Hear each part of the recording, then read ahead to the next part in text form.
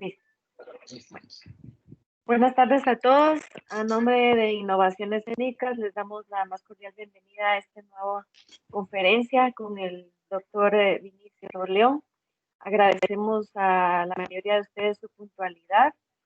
Queremos agradecerles a todos, sobre todo al doctor León, nuevamente su tiempo, su disponibilidad para contar con este tiempo aquí con nosotros.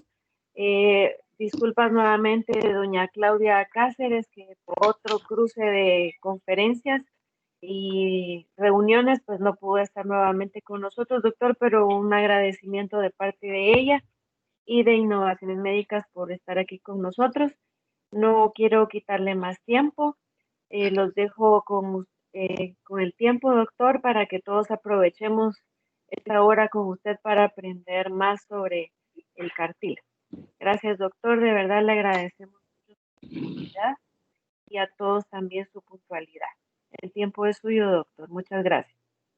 Muchas gracias, licenciada. Muchas gracias y buenas noches a todos. Buenas tardes a todos los que están acá en esta tarde-noche, un poco en este lado de la capital con lluvia suave, pero rico el clima. La verdad es que hablar sobre el tema de hoy es un tema apasionante, es una de las células en el campo de la trauma que a mí me fascina mucho.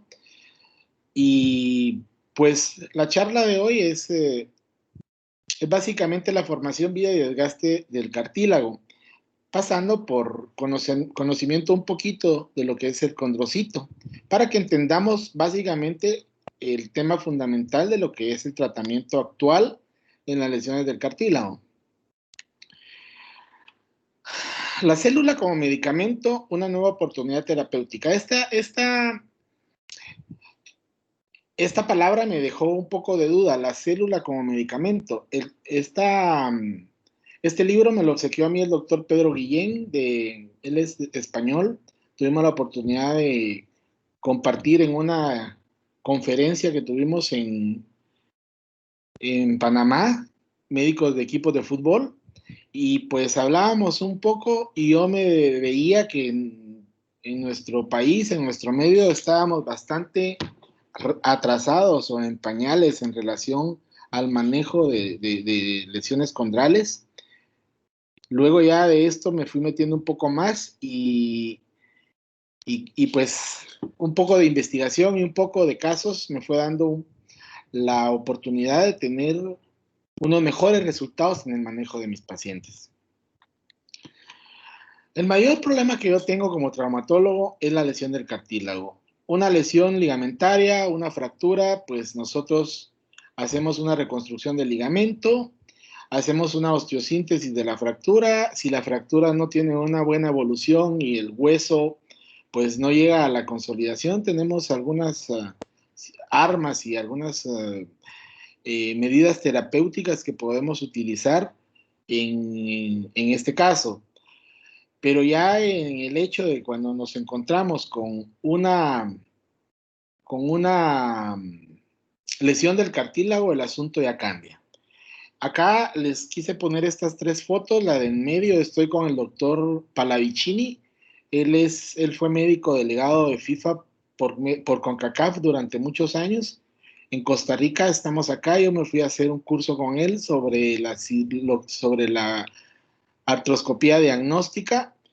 Y acá en la otra que tengo, estamos haciendo un taller en Tampa, Florida, sobre lesiones articulares.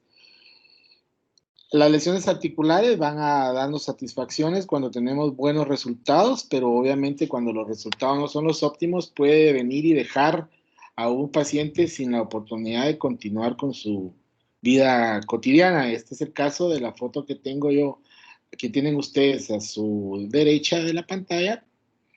Él es el seleccionado nacional, capitán de la Selección Nacional de Básquetbol de Guatemala, MVP en varios campeonatos, y pues tuve la oportunidad de realizarle unos procedimientos quirúrgicos en las dos rodillas y actualmente sigue jugando. Bueno, algunos antecedentes importantes para entender ¿por qué se habla del condrocito como una oportunidad terapéutica?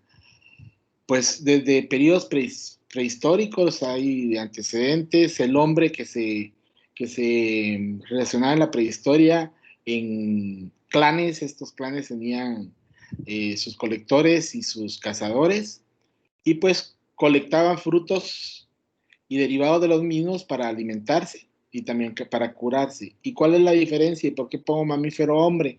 Pues un mamífero, un perro, por ejemplo, que es un mamífero, es un animal carnívoro, llega en un momento determinado de su estar que necesita comer plantas para cuando se siente mal del estómago para purgarse. Entonces, en estos antecedentes vemos que ya en el Paleolítico, pues como lo decía anteriormente, se distribuían como cazadores y colectores, buscando plantas, frutos, tubérculos, y estos ya encontraron algunos poderes curativos. Estos los fueron pasando de generación en generación, eh, y hasta en la actualidad en nuestra Latinoamérica vemos todavía bastante el uso de la medicina natural para el tratamiento de algunas enfermedades. Incluso de la naturaleza vienen algunos productos de consumo actual, como es la aspirina, por ejemplo, viene de la naturaleza. Y pues ya luego de esto nos saltamos hasta la Edad Media, cuando ya se apareció la escritura, entonces ya no fueron trasladados los conocimientos de una generación a otra, de boca a boca, sino que ya se hicieron bastantes escrituras y ya se tienen conocimiento de la escritura en la Edad Media, básicamente más que todo en el área de la Mesopotamia y estas partes. Y pues al aparecer la escritura como tal, surgió la ciencia de la alquimia. Esto fue en Egipto, la alquimia que dio origen a nuestra actual química moderna. Y, y pues pasado de esto a época medieval, lleva al aparecimiento de ciencias médicas básicas como la medicina y las ciencias de la farmacia. Luego de este método, de esta parte de la era medieval, a finales del siglo XIX, principio del siglo XX, aparece el método científico, donde ya el ser humano no se limitaba a solamente hacer utilización de algún producto para beneficio por alguna malestar o dolencia, sino que ya viene a encontrar un agente causal entre la patología, ¿verdad? Ya busca un efecto, qué es lo que está causando esta patología, si hay alguna carencia de alguna sustancia dentro del organismo, o en este caso ya más adelante encontrar el agente patógeno. Esto dio desarrollo en este método científico a finales del siglo XIX de las vacunas.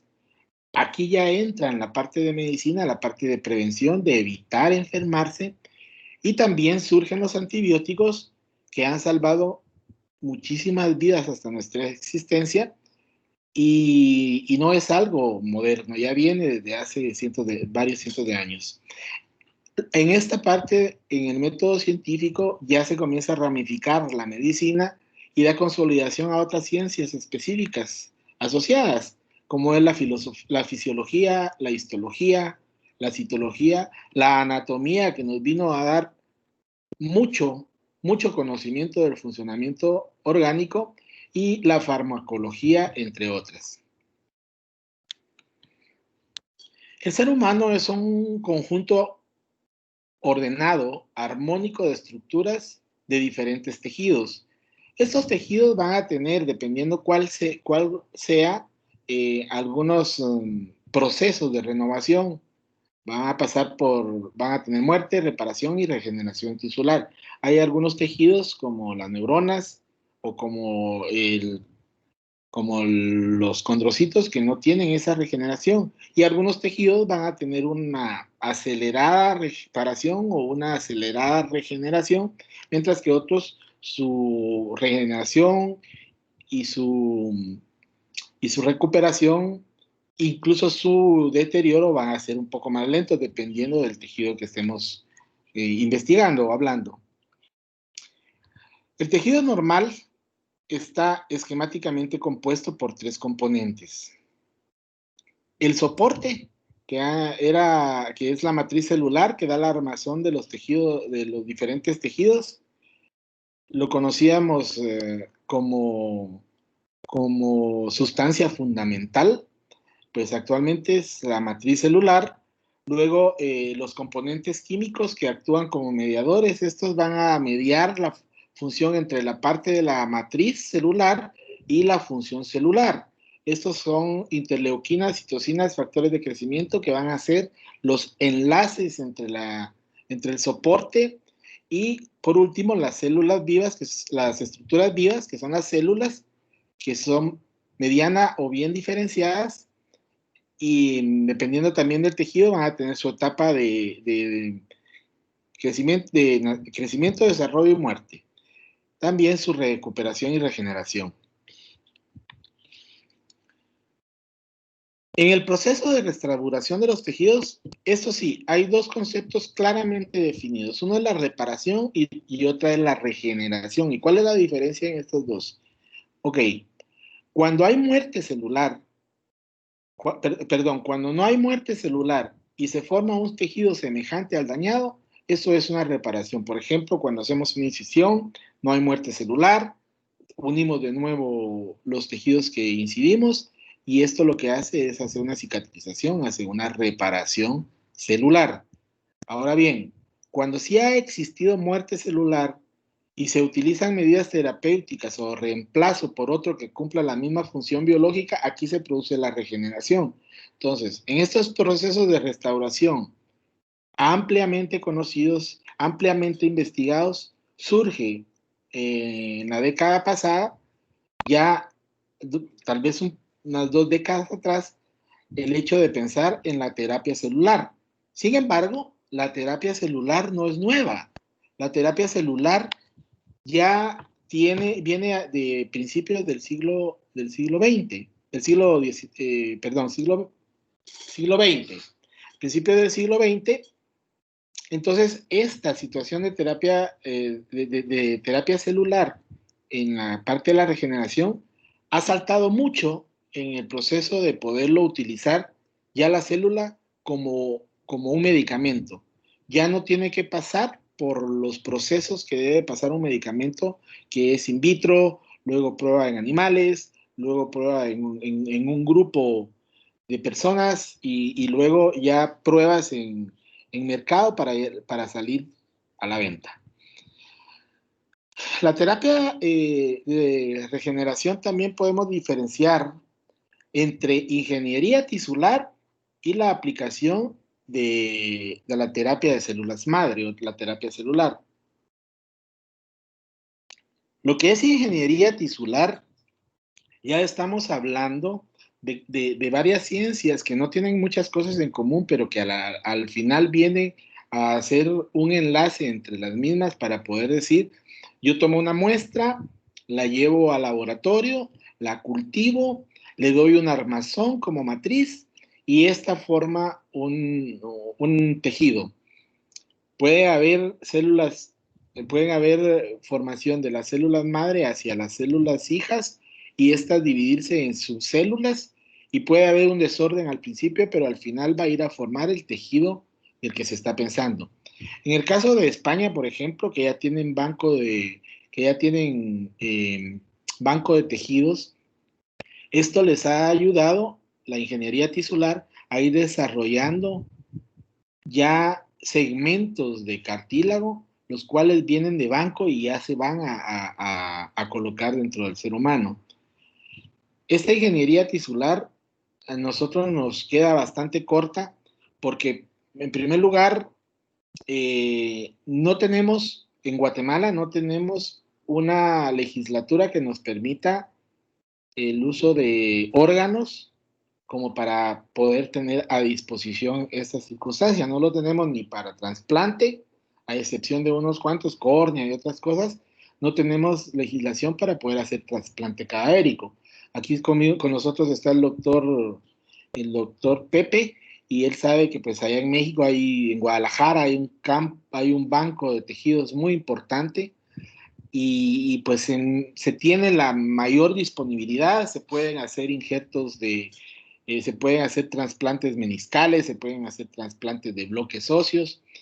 Nosotros podemos en Guatemala hacer uso de bloques óseos liofilizados que se tienen que comprar, vienen de Estados Unidos, pero no se toman como órganos. Entonces, estamos un poquito complicados si no le presentamos a estas circunstancias el tiempo, el estudio y cuestiones fundamentales para decir, en Guatemala podemos y tenemos estas oportunidades, estamos despertando, y con este tipo de reuniones y este tipo de charlas, ver cómo poder irnos poniendo a la altura de la parte médica, porque tenemos mucho cómo dar y de dónde dar. En Europa y en América en el 2013 ya se aceptó la aplicación de terapia de ingeniería tisular en 3 circunstancias. En piel, a partir de queratinocitos, en úlceras corneales, a partir de células madres limbocorneales, y en defectos condrales, formando en esta ingeniería tisular los condrocitos autólogos cultivados. Es un poquito rara la charla porque son conceptos que no muy manejamos, pero que más adelante vamos a ver la oportunidad enorme que tenemos para manejarlos a partir del día de hoy. Entonces, fuera de estas 3 terapias mencionadas, lo que es arquitectura, lo que es ingeniería tisular, o del trasplante de célula ósea en lo que es la terapia o el trasplante de médula ósea, los demás son terapias de investigación. No hay desde el 2012, en Europa desde el 2012 una alerta a la población de la ilegalidad de la comercialización de terapia celular, sobre todo el empleo de plasma rico en plaquetas o célula madre con fines terapéuticos no definidos o con fines cosméticos. Acá es bien importante entender esta parte, porque no está diciendo que el PRP, que no está bien dicho porque no es plasma rico en plaquetas, sino que realmente el nombre es plasma rico en células regenerativas, no tenga un uso adecuado. Pues por supuesto, yo lo uso y tiene muy buenos resultados, pero en lesiones del cartílago vamos a entender por qué probablemente, a mi manera de ver, y los resultados no han sido los óptimos. No se puede comercializar con la esperanza a la cual se aferran los pacientes con enfermedades que no tienen otro tratamiento. Esta es la parte final de la alerta que dice en Europa hacia el uso de la terapia celular. Sin embargo, pues ya actualmente, como les decía, la terapia de células madre es un tratamiento, en el tratamiento de las lesiones condrales actualmente ya se utiliza, ha tenido muy buenos resultados a mediano plazo, siempre y cuando pues, se tengan en cuenta la técnica, el sitio de toma de muestra, la cantidad de sangre adecuada. En esta imagen vemos cómo se está haciendo una toma de muestra de la cresta ilíaca. Vamos a ver un video más adelante, pero actualmente se aconseja, se recomienda que no sea una única toma, sino que sea toma de 2 o de 3 puntos por el mismo abordaje. Entonces, si se toman estas medidas adecuadas para hacer de la terapia celular un tratamiento y hacer de la célula un medicamento, vamos por buen camino. Ahora, para conocer un poquito de la situación que va a pasar en el cartílago, vamos a hablar del protagonista. Y el protagonista es el condrocito. El condrocito es una célula que se va a desarrollar a partir de los condroblastos. Estos forman parte del tejido cartilaginoso y es el encargado de producir y de mantener la matriz ósea. Aquí vemos unos condrocitos, vemos la matriz ósea, Y pues, aparte de eso, van a estar las sustancias fundamentales en la matriz. Va a haber colágeno tipo 2. Por eso está en boga la utilización de colágeno tipo 2 en la terapia de lesiones del cartílago. El condroitín fosfato, que son las los proteoglicanos, y las glucoproteínas, que es la glucosamina fosfato. Entonces, estos componentes, si vemos, son parte de la sustancia fundamental, pero son parte del área donde hay vida. O sea, vemos en el mercado que dicen, no voy a decir alguna marca, pero comienza con C y que termina con O, que regenera el cartílago. Eso es mentira, y así es como engañan a la población, y así es como también la gente viene en esta época donde también esto es importante entender, que estamos con una mayor esperanza de vida, un poquito más de longevidad. Entonces, cuando llegan ya a la consulta, han tomado de todo y ninguno le ha sido funcional. ¿Cómo se encuentran los controcitos en la unidad cartilaginosa? Pues como en todas las áreas de tejidos, primero está el área que desarrolla el condrocito, que van a estar, de manera individual, o van a estar en grupos, ya sea aplanados o de forma axial, en grupos o solitarios. Eso es importante, conocer el tejido del que estamos hablando, porque ya al momento de considerar la terapia celular, ya no entramos solo los médicos, están los que estudian la célula, están los ingenieros, y todas estas cuestiones que nos van a ir ayudando. Entonces se van a formar en colonias primero de condroblastos, les decía, la célula madre mesenquimal, que va a desarrollar el condrocito. El condrocito va a tener un tiempo de vida, y dependiendo del uso de esa articulación o de algún cambio en el proceso de fricción, va a pasar al condrocito hipertrófico y luego pues va a morir. De la célula madre mesenquimatosa van a desarrollarse dos unidades. Si estamos en un área vascularizada, como por ejemplo el hueso, se va a formar de esta célula madre el osteoblasto, y el osteoblasto va a formar el hueso.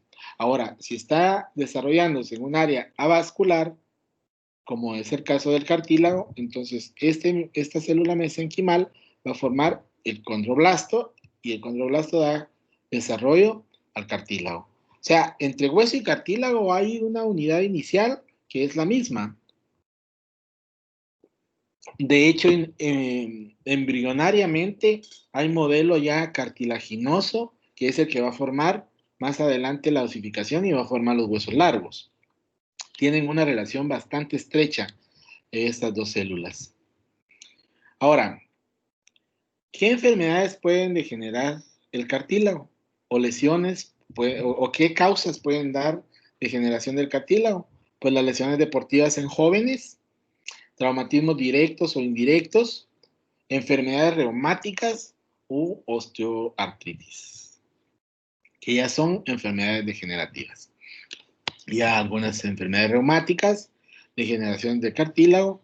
Y bien importante tener en cuenta, eso no lo mencioné en la diapositiva anterior, cambios en el eje de carga, que nos va a llevar a situaciones y circunstancias de mayor estrés o de mayor soporte en áreas que no están diseñadas para. Por ejemplo, en esta diapositiva vemos cómo la carga va a ir más hacia el cóndilo interno, y este va a estar sometido obviamente a mayor fuerza de carga, y esta fuerza de carga a mayor destrucción. Entonces vamos a tener este ejemplo. Lo vamos a ver en un video más adelante, pero entonces tenemos el cartílago, aquí está el fémur, el cartílago y la tibia. Vamos a tomar un segmento de ese cartílago, se pasa para tomar luego de este segmento un condrocito, aquí con su sustancia fundamental y sus otros componentes. Entonces vemos que el cartílago tiene 4 capas. La más superficial, que es la menos vascular, esta puede sufrir microtraumas en el caso del deporte, puede sufrir grietas, y esto va a venir como un desprendimiento progresivo. Y en la que vemos acá, el cartílago ha bajado ya bastante de sus capas y prácticamente está en la capa calcificada y ya no hay cartílago. Entonces, vamos a ver este video que les decía. No lo vamos a ver todo, voy a adelantarme un poquito, pero sí es importante entonces que conozcamos, como les decía, eh, las lesiones van a venir a darse por estas causas. La fricción, en el caso que compete, que es que el que estamos viendo, estas son las mismas fotografías que les presenté, pero me voy a adelantar un poco más a la fotografía para que entendamos. Entonces, el condrocito está formado por fibras de colágeno, proteoglicanos, pero también acá, entre estas ramificaciones, hay glucoproteínas. Tenemos las condroitinas, está la glucosamina, y luego las ramificaciones que están también entre lo que es el ácido hialurónico, no lo había mencionado, porque esto ya es entre el enlace de las fibras y la más grande e importante, que es las fibras de colágeno. Entonces vemos cómo un cartílago, al momento de someterse a esta fricción, va a venir a tener microgrietas. Estas microgrietas van a llevar a un desgaste del mismo, va a haber desprendimiento cartilaginoso y entonces las capas van a irse disminuyendo. Y si a eso le sumamos cambio en el eje, si a eso le sumamos alguna enfermedad reumática, el proceso va a ser bastante más acelerado. La fricción va a ir llevando poco a poco de esto normal entre el espacio del cartílago superior, el líquido sinovial, a ir perdiendo líquido sinovial, a haber mayor fricción. Esto puede darse en el caso también de, por ejemplo, una lateralización rotuliana, donde se aplica más la fuerza en este caso. Ahora, ¿qué pasa si hay fricción? ¿Qué pasa si comienza a haber desgaste del cartílago y no hemos tenido nosotros un adecuado diagnóstico? No va a pasar esto. Va a pasar una osteocondritis o degeneración o osteoartrosis, cambios en el cartílago de normal a pasar a cambios severos, ya sin protección, ya con roce de hueso a hueso, o en el caso de la rótula, una condromalacia que va a iniciar, va a tener 4 grados.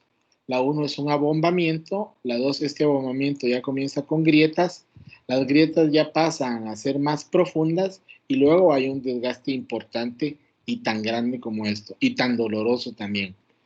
Entonces, el salto de la 3 a la 4 es inmediato, es rápido. Sin embargo, de la 1 a la 2 puede llevar un tiempo. Mucho ojo en las niñas más que todo, porque se nos pasa no hacer evaluaciones del ángulo Q, se nos pasa no hacer evaluaciones de la fuerza muscular o de la potencia muscular o del volumen del cuádriceps que tiene. Yo veo bastantes chicas, jovencitas, con dolores ya, con síndrome de hiperpresión positiva, con dolor, que las han querido ya operar, pero realmente en este momento estamos en el punto de encontrar cuál es la causa de esa fricción y cambiar esa causa de esa fricción. Vamos a pasar de un dolor con un poco de edema acá a evitar que tenga esto a futuro, pero si hacemos el diagnóstico correcto en el momento adecuado. El día de ayer yo no veo muchos niños, pero me llevan un niño que le habían diagnosticado y ahí está Pepe que me va a no dejar mentir que esto no se da, una rodilla del saltador versus una Osgood-Latter en un niño de 6 años. Entonces, y le habían puesto un inmovilizador y cuando vimos la radiografía y evaluamos al chico, pues lo que tenía en la construcción había caído hincado y pues le quitamos el inmovilizador y pues ahí está el chico. Esta artroscopía es bastante ilustrativa de las dos causas que les estoy indicando. Primero, la condromalacia. Veamos la rótula arriba. Veamos el desprendimiento que tiene el cartílago de la rótula. Tenemos un desprendimiento importante. Veamos el cartílago del cóndilo femoral. El cartílago está sano, mientras que el cartílago de la rótula tiene un desprendimiento, yo les diría, al momento de palpar se iba hacia adentro del palpador. Yo les digo que acá estamos ante una condromalacia grado 3. Vemos entonces, acá es importante también, vemos, perdón, voy a regresar un poquito, un pelín. Vemos acá el surco intercondilio. El surco intercondilio está solo. La rótula no está acá. La rótula se ha hecho hacia lateral. Por eso es que la rótula ha estado friccionando. Lo regreso. Ahí está. El surco intercondilio acá. Acá se asoma la rótula, mientras que la rótula debería estar acá. Entonces, ya el primer diagnóstico, una lateralización rotuliana que causó una condromalacia. Luego nos vamos a la parte del compartimento interno. Importante también, aquí vemos el fémur, el cóndilo femoral, vemos el menisco que está bien, un poquito lastimadito, pero está bien, y el cartílago de la meseta tibial también está en óptimas condiciones. Sin embargo, al seguir con el estudio de imagen, vamos viendo y encontramos esto. Encontramos una osteocondritis significativa, bastante grande, con desflecamiento importante, con una profundidad importante, y esta es una paciente joven. Entonces aquí vemos, ya luego vamos a ver cómo, no les voy a pasar todo el video porque ya lo demás está normal, pero acá tenemos un desprendimiento, tenemos un porcentaje alto de lesión del cóndilo femoral. ¿Ok? Ahí estamos. Luego vemos el ligamento cruzado y ya nos pasamos al compartimento externo que está normal, ese no lo vamos a ver, o veámoslo para que conozcamos la diferencia. Aquí está, compartimento externo, cóndilo femoral normal, cartílago con una pequeña mordida, pero está normal, y la meseta tibial también está normal. ¿Cómo hacemos el diagnóstico de una lesión del cartílago? Esas radiografías son muy importantes para el caso de que sospechemos una lateralización de la rótula. Se llaman en sol naciente, siempre se pide, yo en lo particular siempre pido comparativas, y acá vemos unas normales y vemos unas rótulas lateralizadas. En esta podemos ver una rótula lateralizada. Estos son los 4 grados de lesión, de lesiones osteocondrales de los cóndilos femorales. Aquí lo único que vemos es un aumento en la densidad en la radiografía. No hay cierre del espacio. El espacio aquí ya se está cerrando. Aquí ya podemos ver que hay lesión, un aumento de la densidad en los dos compartimentos, y pues esto ya no hay más que hablar, ¿verdad? Ya es una lesión con cambio de eje y con una destrucción importante tricompartamental. Entonces, otro método diagnóstico para que nosotros ya tengamos presente más a profundidad qué grado de lesión va a tener el cartílago, pues pasamos a la resonancia magnética, donde vemos ya aquí una pequeña lesión, pero una disminución del espacio. Ya aquí vemos en este triangulito es el cartílago, el menisco. Aquí ya no hay menisco, aunque no hay cambio de eje, aquí ya tenemos una contusión ósea, ya hay un desgaste óseo, ya no está, esto ya no es parejo, ya hay ciertas ondulaciones en el cartílago. Y algo muy importante, siempre no nos tenemos que ir con la finta. Vemos esta radiografía, la radiografía, hay una calcificación meniscal externa, pero no tenemos una imagen condral o una imagen que nos diga acá existe algo, el espacio está bien, pero wow, cuando hacemos una resonancia magnética encontramos esta lesión, una lesión grande, importante, y esos son los métodos que actualmente tenemos para nosotros poder hacer el diagnóstico.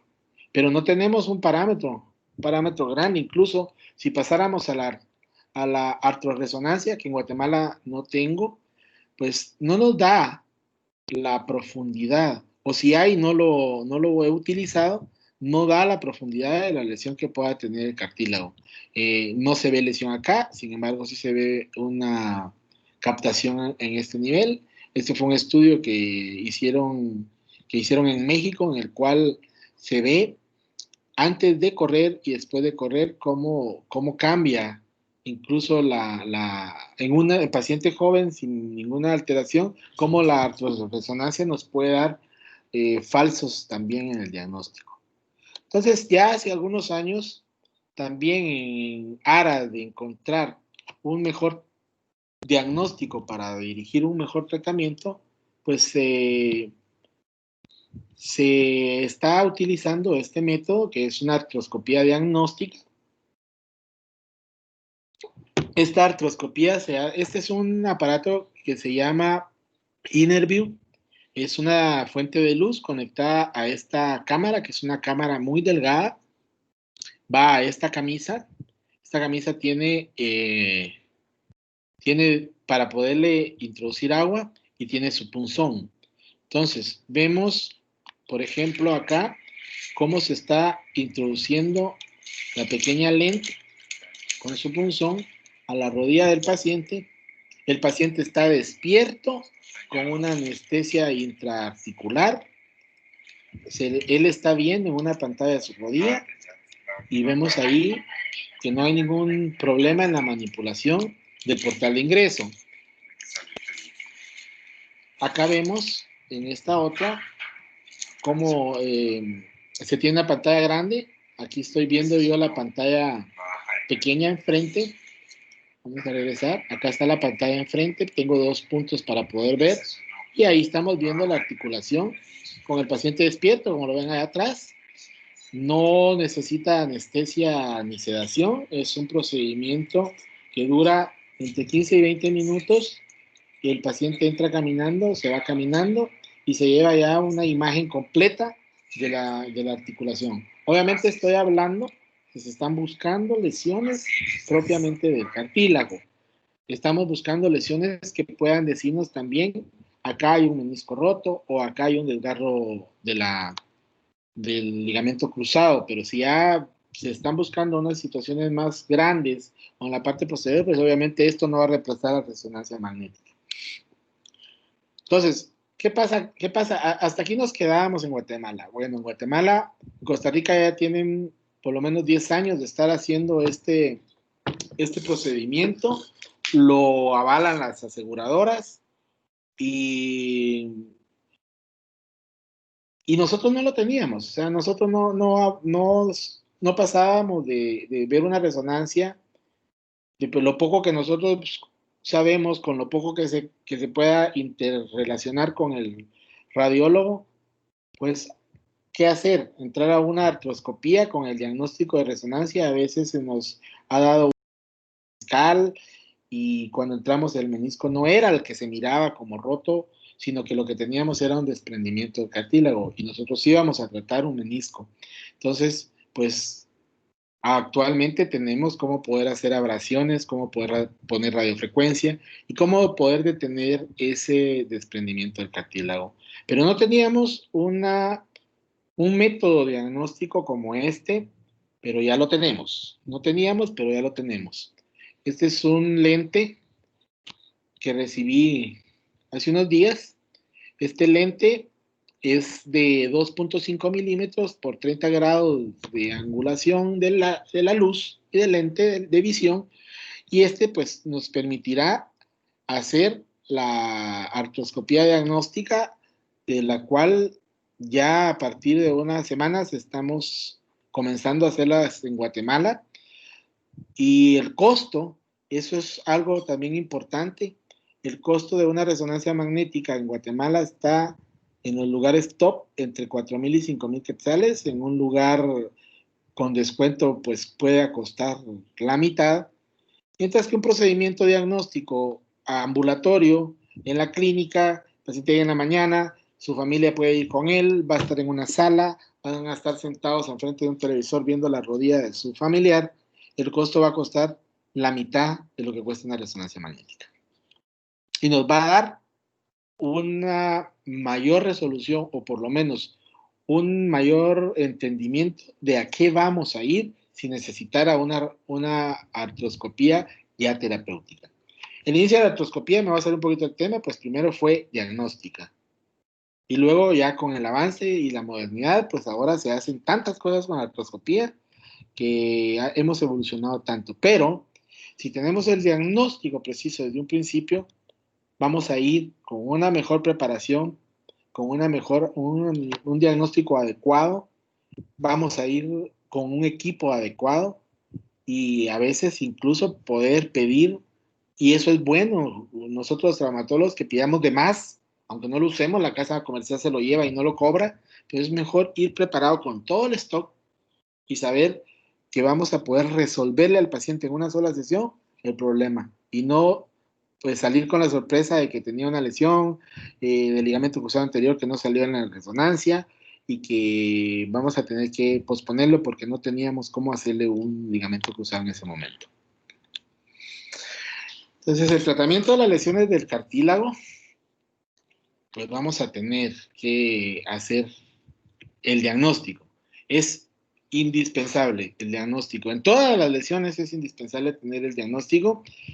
En el caso del cartílago, pues debe de entenderse el grado de daño que tiene este, además de la planificación, qué podemos ofrecer dependiendo de la causa. Recordar siempre los ejes de carga. De nada sirve dar tratamientos sintomáticos milagrosos si nosotros no tenemos la causa. Y aquí me da el caso y me da la razón la osteoartrosis. Perdón. Entonces, el tratamiento de las lesiones del cartílago cuando son lesiones moderadas, leves, pues el tratamiento es reposo, cambio de hábito, bajar un poquito la frecuencia del ejercicio, si hay algún grado de obesidad, pasar a nutrición, hacer cambios en el ejercicio, pues si hay dolor, dan antiinflamatorios, no por tiempos prolongados, no estamos tratando una artritis reumatoidea, hay que buscar la causa. Esteroides orales, yo se los menciono, no los utilizo, a menos que sea una osteoartrosis de mano o una osteoartrosis de pequeñas articulaciones. En ese caso, pues sí utilizo los esteroides orales. Esteroides intraarticulares dan muy buen resultado en el manejo del dolor. Dan muy buen resultado porque al momento de que uno hace una infiltración de esteroides, pues también hace una artrocentesis y la descompresión que haga a la rodilla al momento de hacer la artrocentesis va a disminuir bastante el dolor. Pero es un tratamiento paliativo, no es un tratamiento para lesiones del cartílago. La glucosamina, la condroitina y el colágeno hidrolizado, por supuesto que se utilizan en las etapas iniciales preventivamente en pacientes que tienen riesgo alto de poder tener lesión de cartílago, como vimos cuáles son las causas. Si tengo un paciente que me llega que es basquetbolista o que hace deporte extremo, yo le voy a dejar glucosamina, colágeno y condroitina, porque eso le va a ayudar. Pero si me llega pues una señora de cierta edad, arriba de los 60, 50, con lesiones de dolor, con algunos cambios ya radiológicos, la glucosamina, la condroitina y el colágeno, pues que se lo dé a sus hijos, porque a ella no le va a servir. La viscosuplementación, ese es un tema bastante importante de tocar porque algunos colegas, no sé si aquí está Fernando García Monge, él no lo utiliza, me ha dado su punto y es válido, pero hay otras causas y razones por las cuales se utilizan, yo lo utilizo y pues, ¿por qué lo utilizo? Porque va a ayudar primero a la amortiguación de la articulación, va a mejorar la lubricación de esta rodilla, disminuyendo el dolor, y va a contribuir también a la síntesis del líquido articular. Perdonen por la marca, yo no tengo interés con marca, pero este es el video que yo conseguí para poderles indicar lo que es en este caso la viscosuplementación, pues es una infiltración que se hace en el espacio superexterno de la rodilla, ingresando entre los tres huesos. Luego vemos acá en esta presentación de imagen cómo un gel va a ir apareciendo por acá. Este gel pues no es de ese color, es transparente, pero esa es la representación para que entendamos que va a ir a formar una capa lubricadora y protectora del cartílago que también se va a absorber. O sea, si un paciente ya tiene una lesión grado 2, 3 o 3, 4, la viscosuplementación ya no es una opción. Esta es en los primeros grados de lesión del cartílago. Hay pacientes que, pues, por alguna razón en particular no pueden someterse a una cirugía, se les pone la viscosuplementación. Ahora ya llegan diciendo vengo por mi inyección de 1 año, pero esos son pacientes muy contaditos. Son pacientes que no han podido someterse a una cirugía. Pero no recomiendo tampoco la utilización de viscosuplementación anual si tengo yo otra situación, cómo poder resolver el problema base. Pero sí, muy buenos resultados. Yo les muestro aquí una paciente joven que tiene una lesión condral, una condromalacia. Podemos ver la rótula está lateralizada, un poquito lateralizada, es hiperlaxa y pues ya tengo diagnóstico con ella, tomando todas las medidas de asepsia y todo lo que nos indican a nosotros, pues yo utilizo el portal artroscópico para poder ingresar. Estamos en la misma sesión en el consultorio haciendo una rodilla y luego pasamos a la otra rodilla. Les pongo los dos videos en aras del tiempo y en aras de que tampoco los quiero aburrir, pero la presentación la inyección de la viscosuplementación, en este caso, es bastante fácil, encontrando el portal, haciendo la asepsia como les indicaba, y aquí ya estamos ubicados en el punto, se entra muy bien a la rodilla, y entonces vemos cómo va la gelatina hacia adentro, y pues se le pide, yo en este caso les pongo a hacer flexoextensión un ratito, y básicamente ahí estamos en el tratamiento con la viscosuplementación. Otros tratamientos en lesiones un poco ya más grandes o ya bien identificadas, se pueden hacer injertos tomados de áreas de no carga y pasarlos al orificio que se encontró. En este caso aquí podemos ver cómo hay 2 tapones. En esta técnica se llama mosaicoplastía. También se puede hacer, tomar en centrífuga y poder tomar se me fue el nombre ahorita, pero tomamos la parte esta que se endurece en la centrífuga y podemos hacer un parche suturándolo es un parche de fibrina. Este parche de fibrina bien se puede colocar, obviamente eso se hace en una cirugía abierta. Este parche de fibrina va muy bien cuando es una lesión, por ejemplo, del cartílago de la rótula, porque se hace una cirugía mínima invasiva donde exponemos la cara afectada de la rótula y le podemos poner este parche y luego dejamos sin movimiento la rodilla durante unas semanas y el parche tiene una muy buena una muy buena. Estoy un poquito ahorita confundido con las cosas, perdónenme, tengo un problemita en mi ojo, pero si adhiere bastante bien, si adhiere el parche bastante bien, es todavía bastante utilizado, no es caro, porque es un parche autólogo, no es un parche que se saque de un injerto de condrocitos o de un injerto de tejidos, de un banco de tejidos, sino que es autólogo y eso se saca, se procesa en ese momento, se saca el parche y luego se hace la corrección. El plasma rico en células parenquimatosas versus la terapia de células madre. Recordemos que la rodilla se tiene en la rodilla una presión que es de 15 milímetros de mercurio, un volumen que no es mayor de 10 milímetros de líquido sinovial, y esa presión, si nosotros le metemos plasma rico en células regenerativas, va a degenerar estas células regenerativas y no va a funcionar como terapia de lesiones condrales. La osteoartrosis, no es una enfermedad que tenga buenos resultados con el PRP. El PRP funciona perfectamente bien en lesiones del ligamento, en lesiones del tendón, en heridas, en quemaduras, pero en lesiones condrales y máxima en una articulación mayor, y si se hace en una centrífuga de la cocina de la casa, perdón, eso no funciona. Eso no funciona.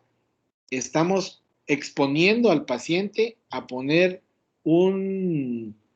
a hacer un método invasivo sin ninguna buena resultado para la patología que estamos tratando. El plasma rico en células regenerativas o en plaquetas no lo recomiendo en lo particular en las lesiones condrales. En todo caso, se pasa a lo que es la terapia de células madre.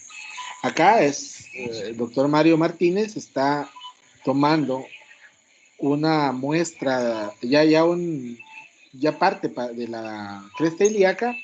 Veamos la importancia, la técnica. Aquí estarlo moviendo, pues tiene un anticoagulante. Segundo, vamos a quitarle el volumen. Segundo, tiene la jeringa tiene un freno. Se desactiva el freno, ahorita lo vamos a ver. Tracciona, luego se le da media vuelta, queda con el freno y la jeringa solita está haciendo presión y la presión negativa que está haciendo es la que está sacando la sangre de la cresta ilíaca. Ahora bien, pasamos a la centrífuga. Aquí vemos parte de cómo está trabajando la centrífuga en este caso, de esta compañía. Esto está en Guatemala, esto es un hospital, ya somos nosotros, este video lo tomé yo. Ya tenemos el equipo adecuado, vemos que tienen unos filtros especiales y acá vemos la maquinita ya funcionando y vemos cómo ya está haciendo la centrífuga y luego va a trasladarnos la célula madre. Pero ya tenemos el equipo y ya, fundamental también, al momento de utilizar la célula madre, y si lo vamos a ir a utilizar en una rodilla, por ejemplo, no es infiltrar la rodilla con el componente que se extrajo.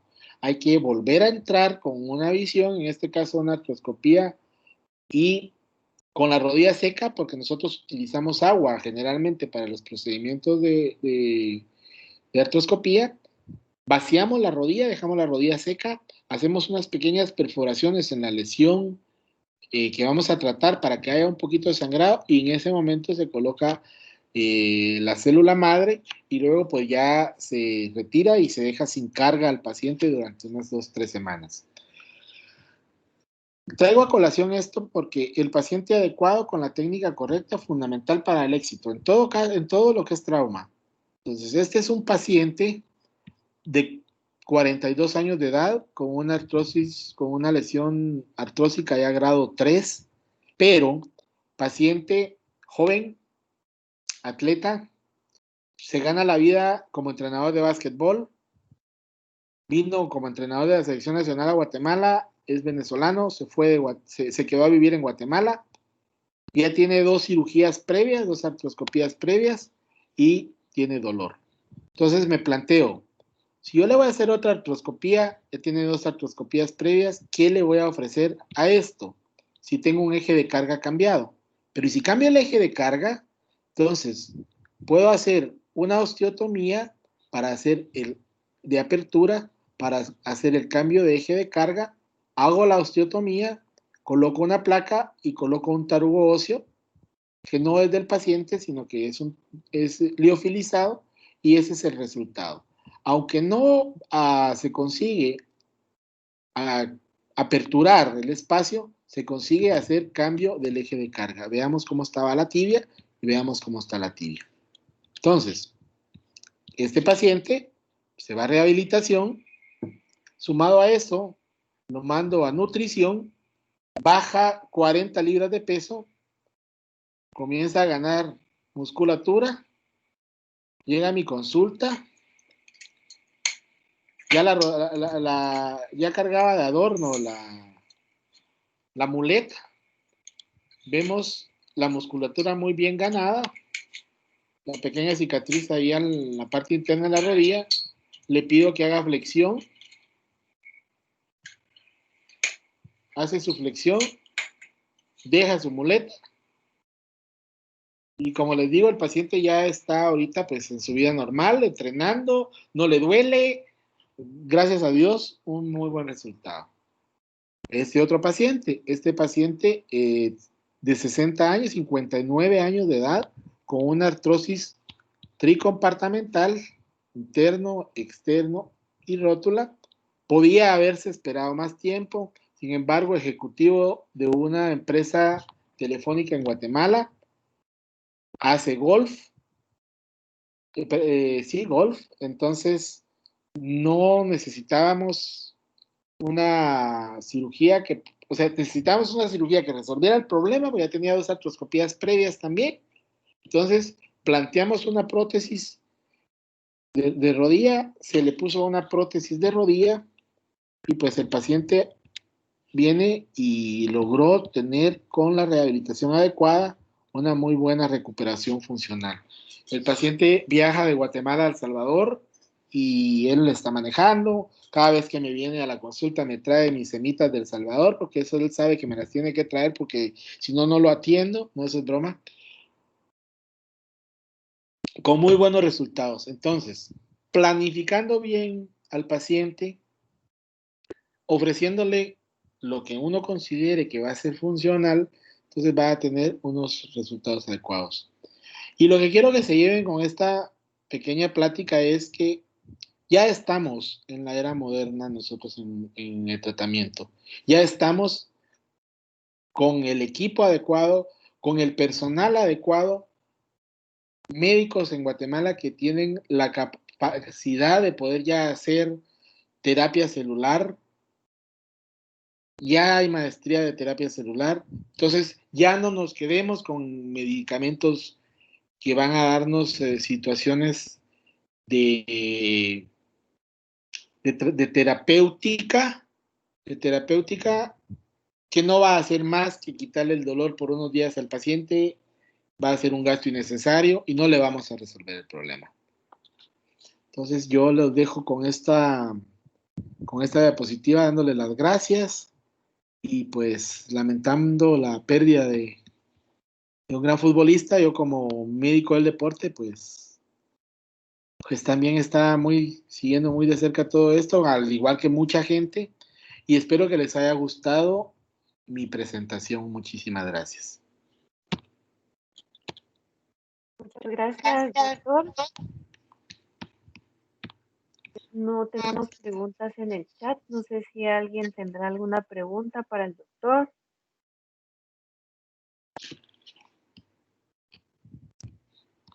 El doctor José Cortés. Sí, hola, buenas noches. Desde la ciudad de, bueno, estamos en Morelos, que está muy cercano a la Ciudad de México. ¿Sí me escucho, Vini? ¿Cómo no, Pepe? Mucho gusto saludarte. Ok, qué bueno.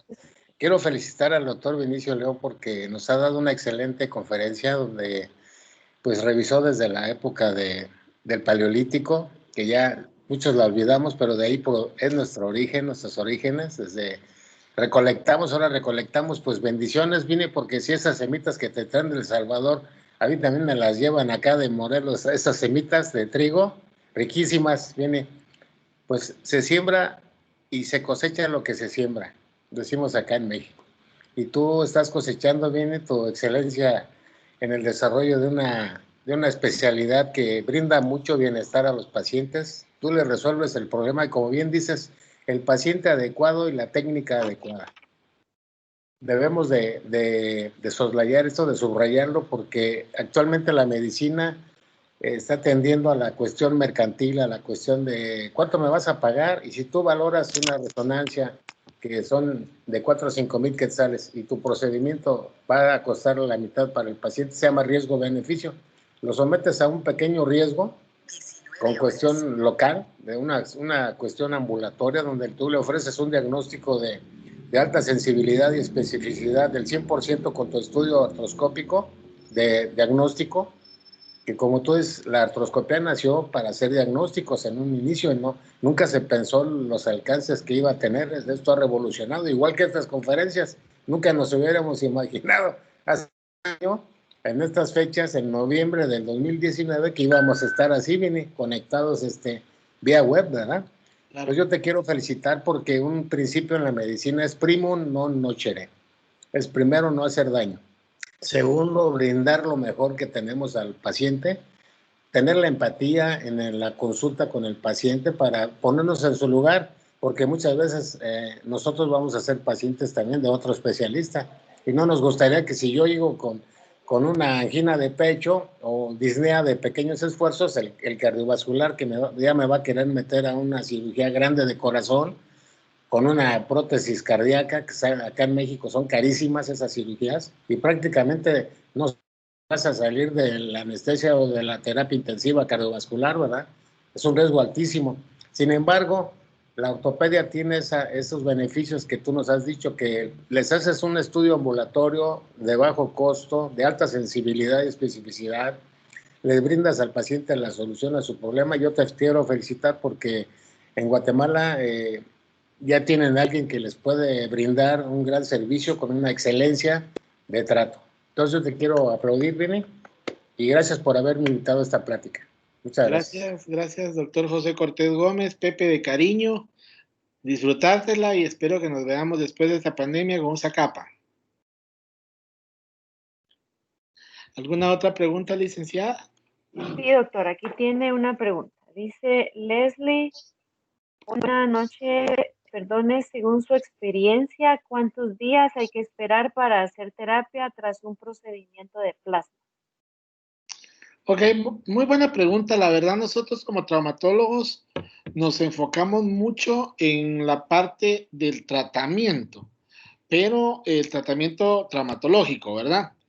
Pero es ideal como se hace el diagnóstico obviamente primero y ya se va a llegar a considerar una terapia de células madre, hacer fisioterapia preoperatoria, porque vamos a dejar al paciente sin apoyo durante 2 semanas. Entonces, hacer fisioterapia preoperatoria es importante. Entonces, se le hace el diagnóstico.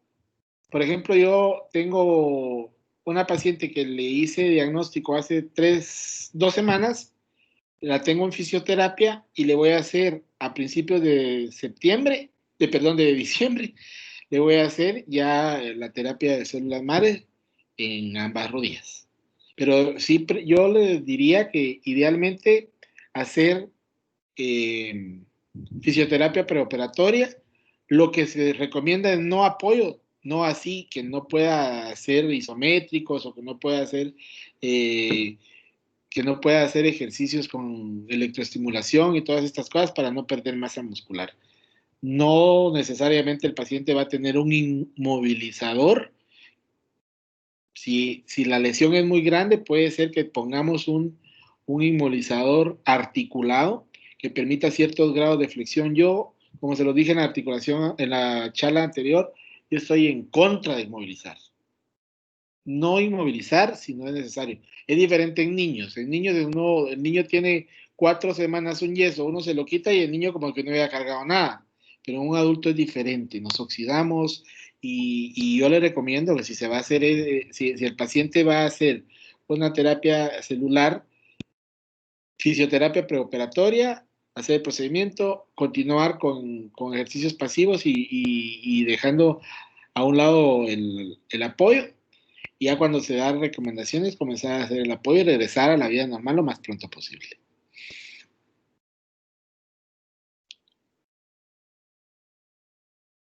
Gracias, doctor. Pues de momento ya no tenemos más preguntas ni en el chat. Sí, ya no hay más preguntas. Quisiera, licenciada, si me lo permite, hacer un comentario extra. Y el comentario es en base a la utilización de ozono. La ozonoterapia también trae mucho riesgo para la introducción hacia una articulación que no nos va a resolver un problema de lesión cartilaginosa. La ozonoterapia no tiene valor terapéutico en las lesiones del cartílago. Es prácticamente hacer una viscosuplementación sin líquido Y lo que nos va a traer acá es el riesgo, ¿verdad? De esto. Tampoco está recomendada la ozonoterapia en lesiones osteoarticulares. Así es que yo con esto Muchas me voy gracias. despidiendo. Si no hay otra pregunta, No, doctor, ya no tenemos más preguntas. va. Ha sido un gusto de verdad poder estar con ustedes. Doctor, Y perdóneme que lo interrumpa. Samuel Hernández levantó la mano. claro, con mucho gusto, Samuel. Doctor, buenas noches. Muy buena disertación. Apoyo mucho la opinión suya de la prehabilitación y esa era mi pregunta. Se bajó la mano antes de que pudiera contestarla, pero creo que me leyó la mente con respecto a la prehabilitación y el uso de electroestimulación con una cronaxia un poquito más alta para poder mantener masa muscular. Y la pregunta que me quedó fue, después de las 2 semanas, de cuánto, pues de eso, en cuánto tiempo o qué progresión se le podría dar de apoyo al paciente. Mi pregunta es cuánto tiempo se va a tardar él para poder recetar el 100% de apoyo. Gracias, doctor.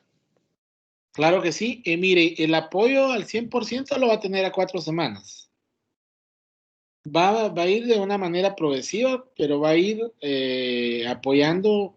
A las 2 semanas se le puede dejar un 30%, que equilibrio, propiocepción, pero ya al cabo de las 4, o dependiendo si la profundidad es muy grande, pueden ser hasta 6 semanas de no apoyo, perdón, hasta 4 semanas de no apoyo, pero luego ya va a tener su apoyo total. Por eso es lo importante de manejar los arcos de movilidad y la fuerza muscular. Eso es importante. Una última pregunta, doctor, perdone. Juan Carlos Álvarez, ¿el soporte patelar sirve como preventivo en el desgaste del cartílago en la práctica deportiva? Muy buena pregunta. La verdad que sí. Sí funciona bastante todo lo que son los soportes, tanto en hombro como en rodilla. Si tenemos una evaluación preoperatoria, hay una buena musculatura, un buen vasto interno. Recordemos, la rótula va en un surco y el surco, la rótula va a rozar en el surco si está muy baja, pero si hacemos volumen muscular, la rótula es el final del cuádriceps. Entonces, la rótula se va a separar de ese surco, se va a separar un poquito, entonces ya no va a rozar. Eso es al tener volumen muscular. Y ese es el concepto del soporte patelar. Ese es centralizar la rótula, pero mientras también se consigue el volumen muscular. Porque si no vamos a hacer que un paciente dependa de un soporte patelar para hacer ejercicio, y no vamos a ganar masa muscular. Y ese es un asunto, aquí hay bastantes fisioterapistas y este es un asunto que a veces como que no nos compaginamos en esa parte de las rodilleras y los soportes, porque a veces y eso lo entiendo, el fisioterapista que va a manejar al paciente para crearle volumen muscular, entonces considera que una rodillera puede hacer una disminución en el tiempo en recuperar masa muscular, pero a veces es la rodillera la que nos va a tener en el lugar, lo que queremos tener en el lugar para aumentar. O sea, aunque nos llevemos un poco más de tiempo en hacer masa muscular, no quitar esa rodillera. Entonces, concluyendo con la pregunta, totalmente de acuerdo.